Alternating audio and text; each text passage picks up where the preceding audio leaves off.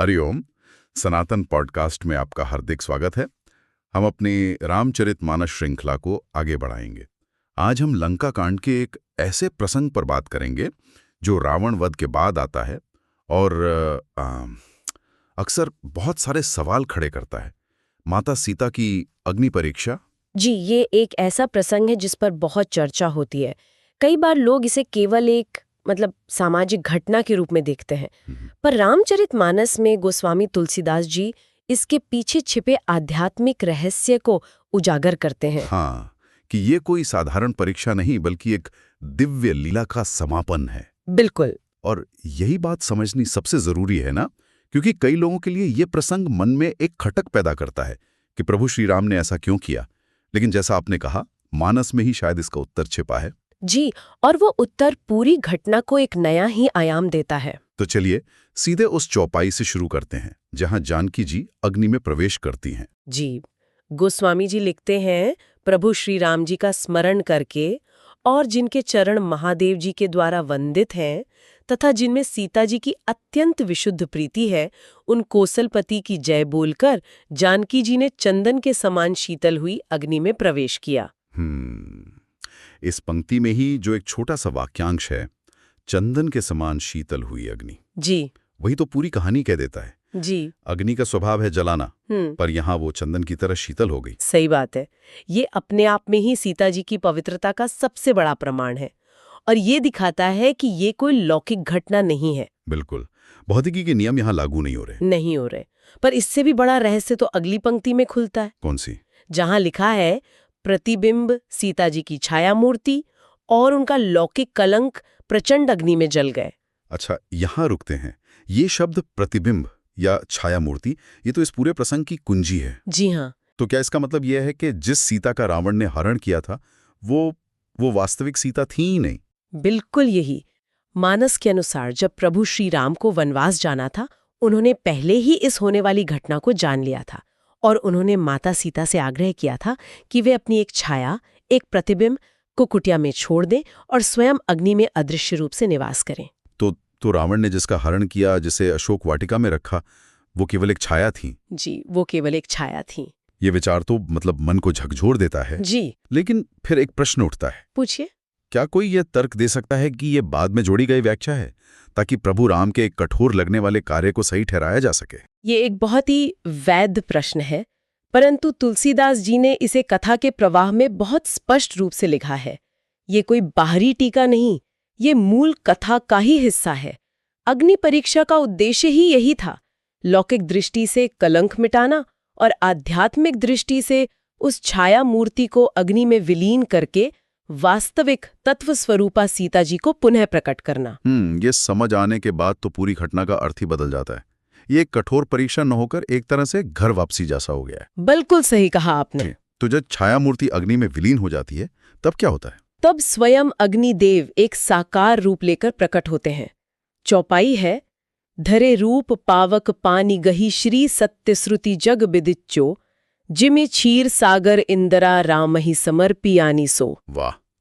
जिमि क्षीर सागर इंदिरा रामहि समर्पी आनिसो, मतलब जैसे क्षीर सागर ने अपनी पुत्री लक्ष्मी को विष्णु को सौंपा था। जी, यहाँ तो गोस्वामी जी सीधे सीधे राम और सीता को नारायण और लक्ष्मी के रूप में स्थापित कर रहे हैं। जी, ये केवल एक उपमा नहीं है, ये उनके वास्तविक स्वरूप का उद्घाटन है। अग्निदेव उन श्री को हाथ पकड़कर ला रहे हैं जो सत्य हैं, श्रुति विदित है, मतलब वेदों द्वारा जिनका गान किया गया है। ये लौकिक सीता नहीं, ये आदि शक्ति जगदम्बा है।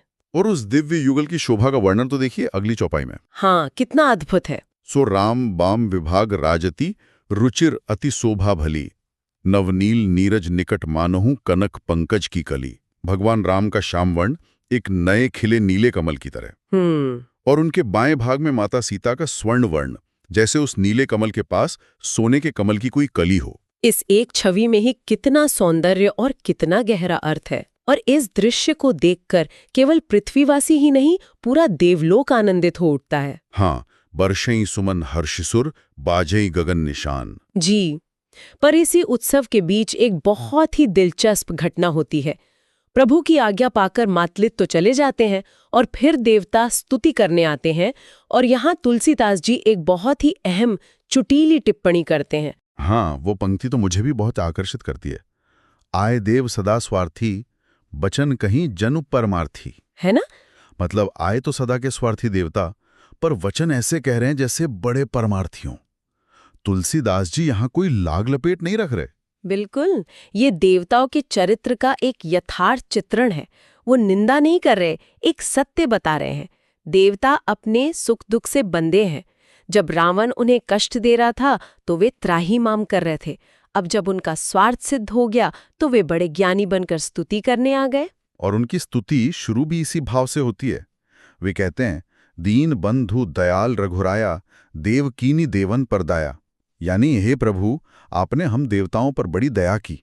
जी, और फिर तुरंत आगे कहते हैं, विश्वद्रोह रत यह खल कामी, निज अग गयो कुमार्गामी। मतलब कि ये दुष्ट तो अपने ही पापों से नष्ट हुआ है। हाँ, पहले श्रेय प्रभु को दिया कि आपने दया की, फिर तुरंत ही कह दिया कि रावण तो अपने पाप से मरा। ये उनके मन की दुविधा को दिखाता है। लेकिन फिर वे प्रभु के वास्तविक स्वरूप की स्तुति करते हैं। तुम समरूप ब्रह्म अविनाशी, सदा एकरस सहज उदासी। ये तो बड़ी दिलचस्प बात है। मतलब पहले तो वो रावण के वध जैसे एक साकार कार्य के लिए धन्यवाद दे रहे हैं जी, और फिर तुरंत ही प्रभु के निर्गुण निराकार ब्रह्म स्वरूप की स्तुति करने लगते हैं। ये दृष्टिकोण में एक बड़ा बदलाव है ना? बहुत बड़ा बदलाव है।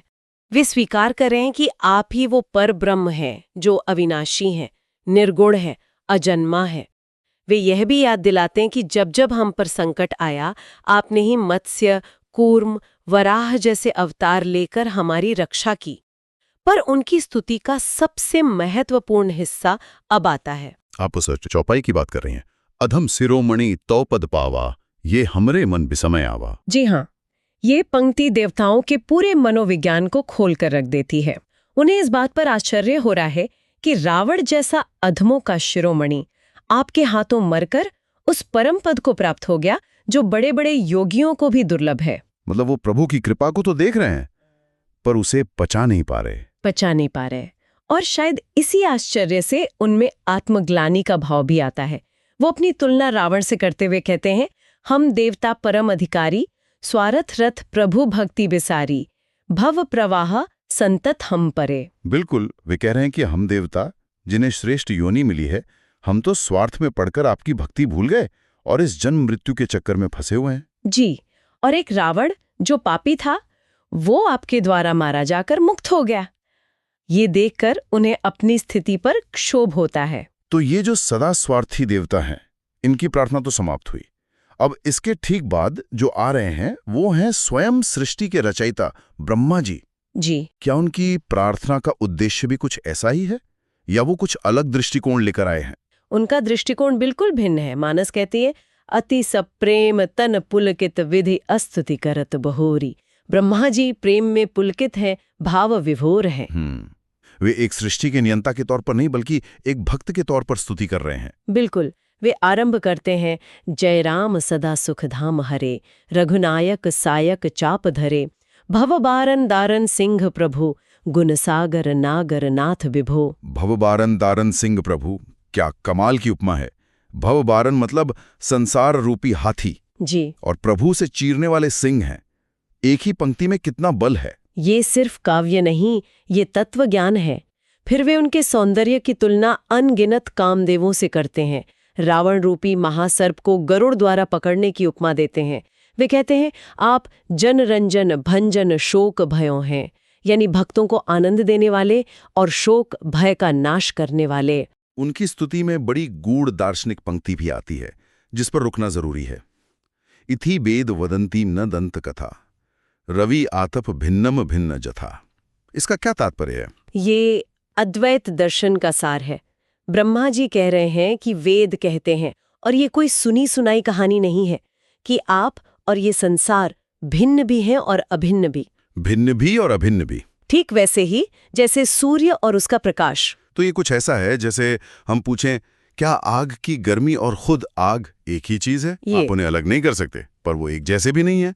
प्रकाश सूर्य का ही है, पर सूर्य नहीं है। उसी तरह यह संसार प्रभु से ही है, पर प्रभु नहीं है।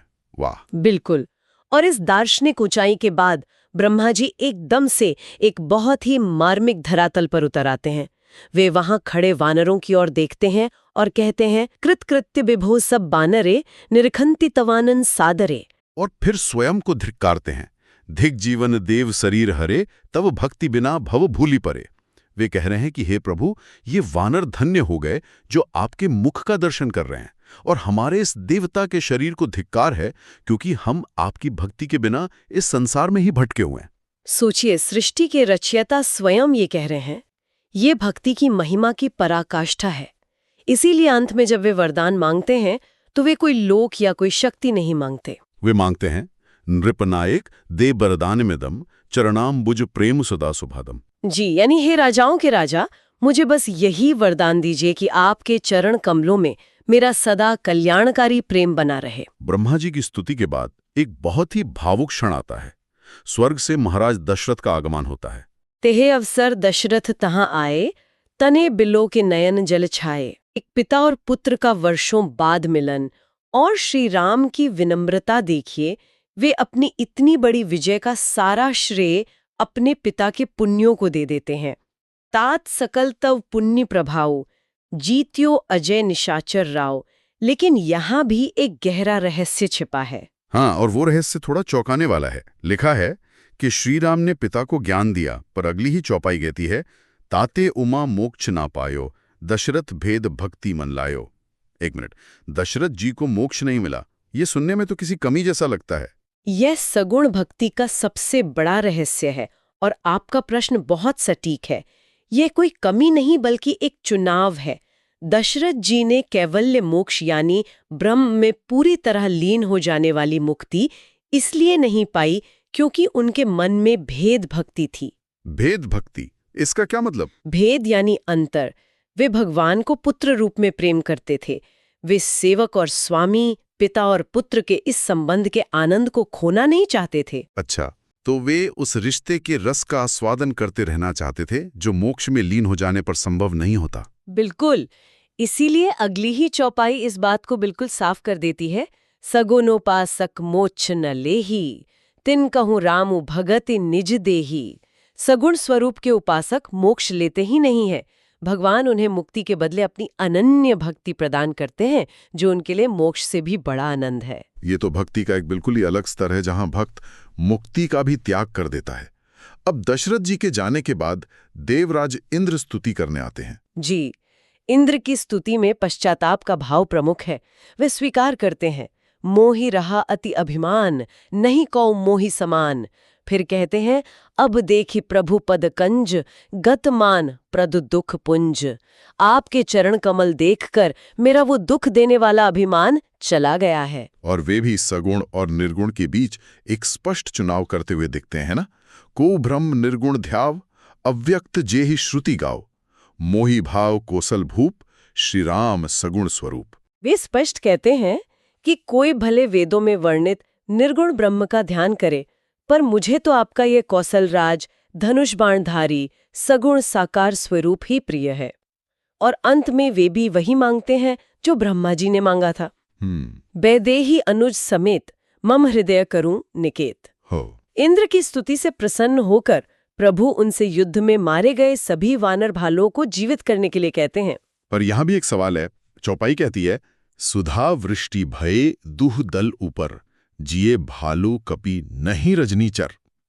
अमृत वर्षा तो दोनों सेनाओं पर हुई, पर राक्षस जीवित क्यों नहीं हुए? इसका उत्तर भी अगली ही पंक्ति में है, जो प्रभु की परम कृपा को दर्शाता है। रामाकाय भय तिनके मन, मुक्त भये छूटे भव बंधन। अच्छा, मरते समय उन राक्षसों का मन रामाकार हो गया था।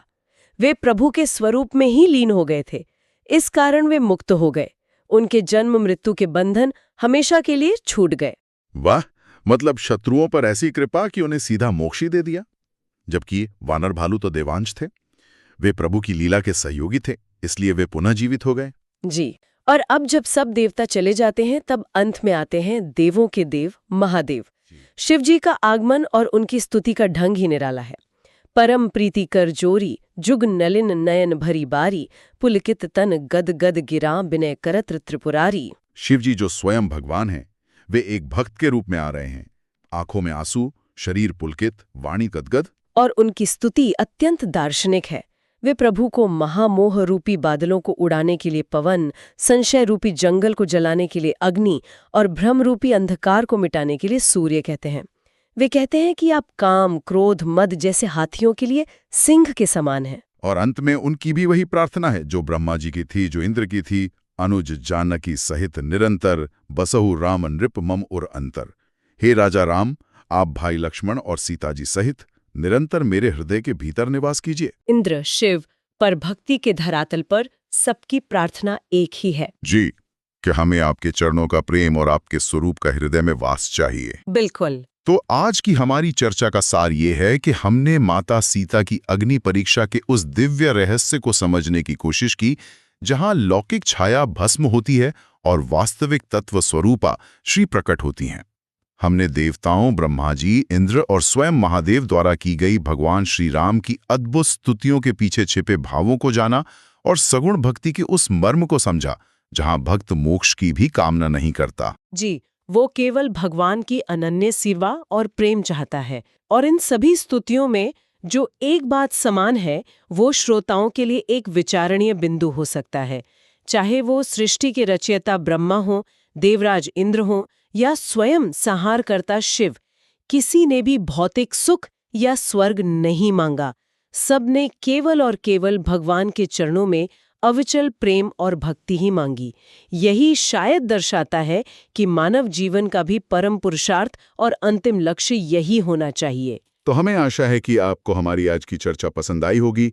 सनातन धर्म से संबंधित ऐसी ही और चर्चाओं के लिए हमारे चैनल को अवश्य सदस्यता लें। धन्यवाद। जय श्री राम।